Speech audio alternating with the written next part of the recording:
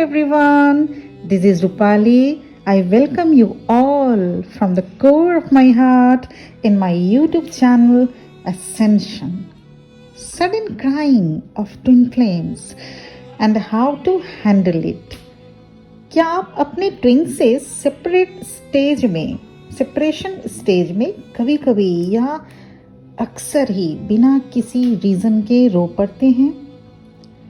आज इसी को डिटेल में जानने की कोशिश करेंगे। Twin flames sudden crying is a common response to this deep emotional pain. मैं कुछ रीजंस बताने वाली हूँ इससे रिलेटेड, जिससे आप अपने सिचुएशन को अच्छे से समझ पाएंगे। So the reason number 1, Divine wants you together again. आप जानते होंगे twin flame connection is beyond the limits of time, space and distance. जब आप फर्स्ट टाइम अपने ट्विन से मिलते हैं तो पूरी कायनात आपको इस डीप कनेक्शन को रियलाइज कराने में लग जाती है। आप जितना अपने फीलिंग्स से बचने की कोशिश करेंगे, डिवाइन आपको फील करवा कर ही रहते हैं कि आपका आपके ट्विन फ्लेम के साथ इस जहां और समय से परे डीप बॉन्डेज है। लेकिन होता क्या है कि हम अपने फीलिंग्स को बार बार इग्नोर करते रहते हैं। मैं ये स्टार्टिंग फेज की बात कर रही हूँ, जब आप अपने ट्विन से मिलते हैं। इसके चलते हम शुरू में इस कनेक्शन को सीरियसली नहीं लेते and we go our own ways. बस यहीं पर डिवाइन अपना रोल प्ले करते हैं, आपके मन में आपके ट्विन के लिए फीलिंग्स डेवलप करके। और जब ऐसा होता है आपको बहुत रोना आता है। ऐसा करके भगवान हमें सिग्नल्स और साइंस दिखाते हैं we should not be separated from our twin flames. भागने का मन किया होगा इस कनेक्शन से, क्योंकि ट्विन फ्लेम्स कनेक्शन स्मूथ नहीं होता। ये कनेक्शन अनकॉमन होता है। कभी कभी एक ट्विन मैरिड तो कभी दोनों ही अपने अपने स्पाउस से मैरिड, कभी कास्ट तो कभी रिलीजन डिफरेंस, कभी बहुत अधिक एज गैप तो कभी स्टेटस का अनमैच्ड होना, एसेट्रा एसेट्रा। लेकिन क्या आप भाग पाए? This is due to divinal plan. आप इस कनेक्शन से भाग नहीं सकते। इस बात पर मुझे एक पिक्चर की, शायद ईयर 2020 की, नाम था धड़कन इस पिक्चर का। इसमें एक डायलॉग था, याद आ रहा है, I would like to quote that, मैं तुम्हें भूल जाऊं ये हो नहीं सकता, और तुम मुझे भूल जाओ ये मैं होने नहीं दूंगा। चलिए, थोड़ा सा लाइट करना था मुझे सिचुएशन को। बढ़ते हैं सेकंड रीज़न की ओर। सेकंड रीज़न, ट्विन फ्लेम्स अचानक से क्यों रो पड़ते हैं। ट्विन फ्लेम्स को अचानक रोना तब आता है जब आप अपने डेस्टिनी से लड़ने की कोशिश में लग जाते हैं। एक बात ख्याल में हमेशा रखिएगा, जब भगवान ने ये जिंदगी दी तो उस पर छोड़ दीजिए उसको। जो प्लान उसने किया वही होगा। भगवान ने, डिवाइन ने जो प्लान किया है वही होगा। हमें अपना जोर जबरदस्ती दिखाने की कोई ज़रूरत नहीं है।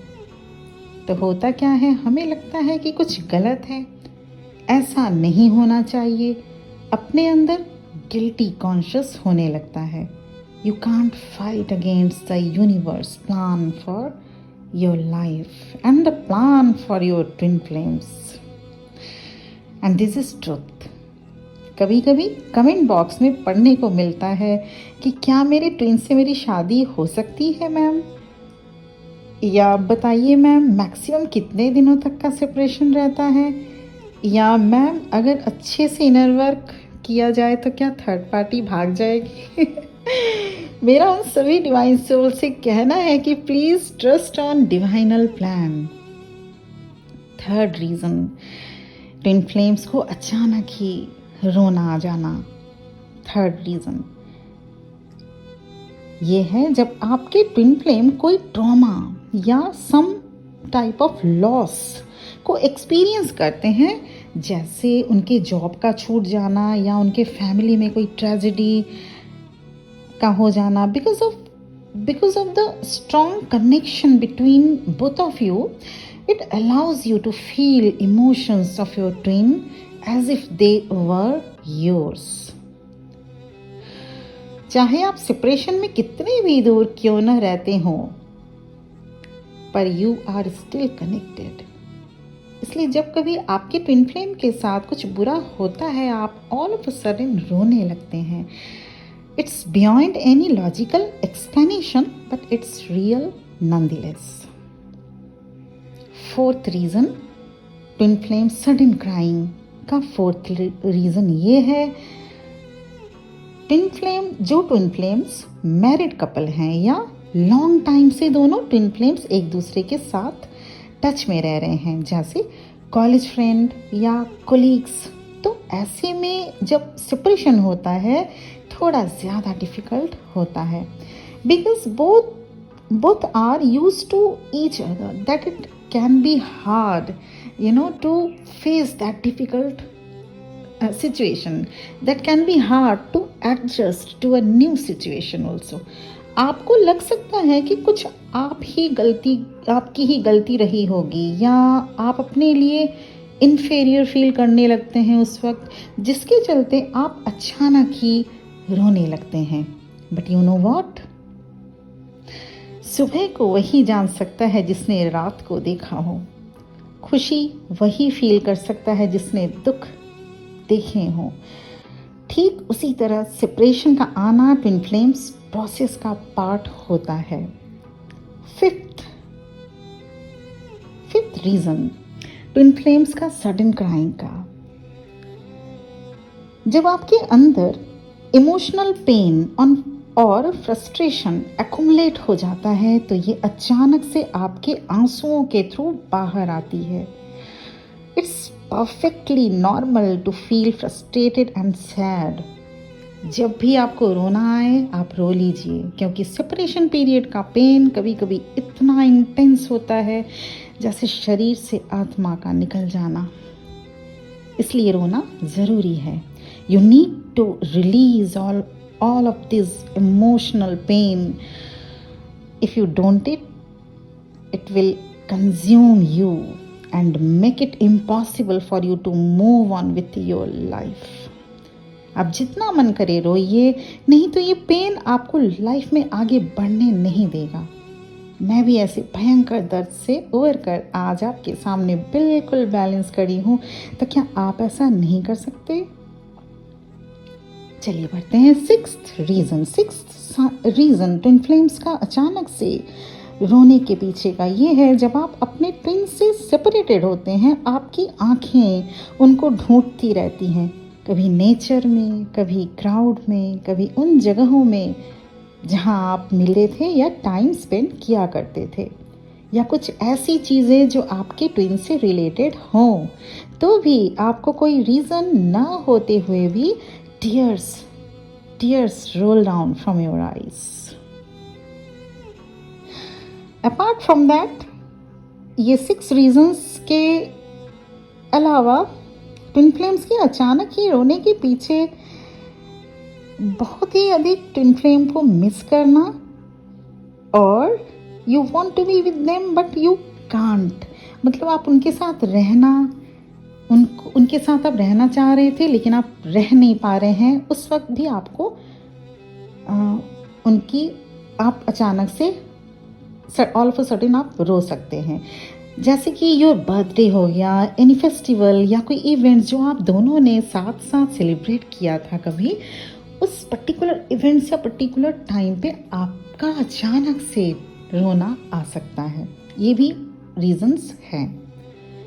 चलिए, रीज़न तो जान लिया, रीज़न तो आप सब रीज़न जो मेरे जो डियर सोल्स हैं जो अभी अभी ट्विन फ्लेम्स में एंट्री किए हों या जो मिड ऑफ द जर्नी में हैं, उनको तो रीज़न पता चलता है, रीज़न पता चल गया। Now what is the remedy, how to handle them, ये तो बहुत इंपॉर्टेंट है ना जानना, आप भी चाहेंगे। So I want to give you the 3 tips. आप कुछ टिप्स को फॉलो करके आप भी इस पेनफुल सेपरेशन फेज से बाहर आ पाएंगे, आ सकते हैं ना। I am 100% sure about that. Tip number 1, release emotions by purging. जितना रोना आ रहा है रोइए।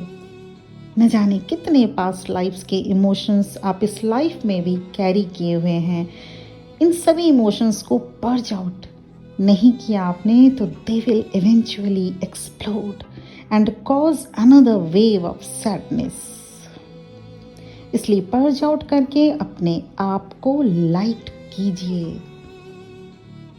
सेकेंड टिप, अपने जर्नी में आगे बढ़ते रहिए। आपको अपने ट्विन फ्लेम जर्नी में आगे बढ़ते रहना होगा। आपको अपने इमोशंस को लेट गो करके, पर्ज आउट करके अपने जिंदगी में आगे बढ़ना है। If you try to continue living on your own, you will find that things get easier. जिंदगी रुकने का नाम नहीं है, जिंदगी चलने का नाम है ना। Show must go on. Tip number 3, twin flame sudden crying को हैंडल करने का टिप नंबर 3, आप अपने ट्विन से सेपरेट होते ही आपको लगने लगता है जैसे सब कुछ खत्म हो गया है ना, पर ऐसा नहीं है। इसी टाइम पर तो अपने लिए कुछ करने को सोच सकते हैं आप। You focus on yourself and you help you to grow as a person. After all आपके ट्विन भी तो यही कर रहे हैं। सो आप भी अपने पर फोकस कीजिए। जितनी जल्दी आप अपने को स्टेबल करेंगे और अपनी जर्नी में आगे बढ़ते रहेंगे, there is no reason why you won't find yourself reunited with your twin flame in due time. मुझे पूरा उम्मीद है कि आप सबको मेरा वीडियो पसंद आ रहा है। तो मेरा वही request, like, share and subscribe to my channel. और अगर आपने कर दिया है, thank you from the bottom of my heart. Thanks a lot to my dear soul and my dear subscribers. आज के लिए इतना ही। कल फिर मैं एक नया टॉपिक लेके आपको गाइडेंस देने की कोशिश करूँगी। तब तक के लिए मुझे परमिशन दीजिए। ओम नमः शिवाय।